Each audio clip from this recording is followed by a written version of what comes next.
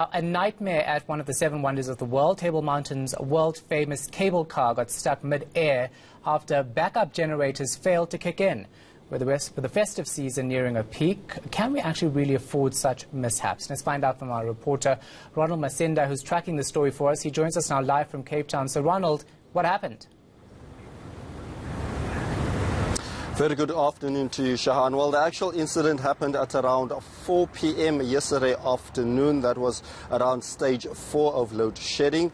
We also told that around 500 people were still at the top of Table Mountain. Fortunately, Shahan, no one was trapped inside the cable car during that time. Many of the other people were still waiting to get up to Table Mountain. But then we also told Shahan that the only time that people managed to come down and descend on to the actual area, the receptionist area, was around the last group, that is around 9:30, Shahan. So many people waited for many hours to be rescued from the top of Table Mountain, much to the frustration of many, of course, many of them being tourists waiting to catch flights to various destinations, not only in South Africa, but across the world. And it's just an incident, Shahan, that has really caused a huge uproar in especially that Table Mountain area, a very well-known holiday destination, a destination that can see up to 4,000 people on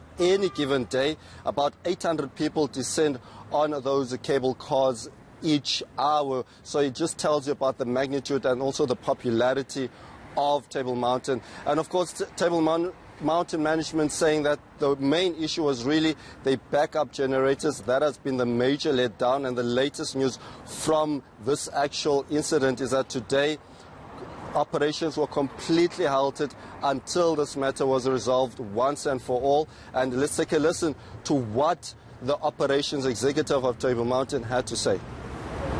The implications were we ended up with 500 people on the mountain that we couldn't bring down. So what we did was in the 2.5-hour period that the power was out, we tried to rectify the fault, but unfortunately we couldn't do it at the time. As soon as the power came on, we brought everybody down. Some people were badly affected, missed aeroplane flights back to Johannesburg and that, but we do have plans in place where, for instances where this may happen. And naturally, Cape Townians also edgy about load shedding.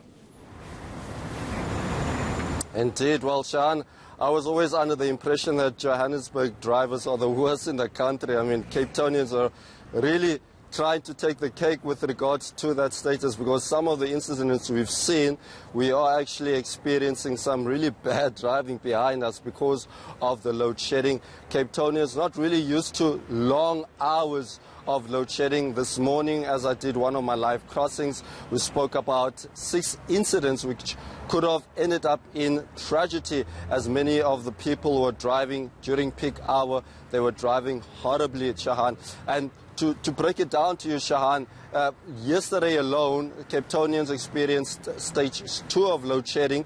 It moved to stage 4 at around 10 a.m. in the morning. And then, of course, that big bombshell that was dropped at around 6 p.m. where stage 6 was in effect. And ever since then, Cape Townians' lives has changed. I also spoke to some taxi drivers who have said that they are even finding it difficult to drive at night in some of the crime hotspot areas, given that they are driving in the dark.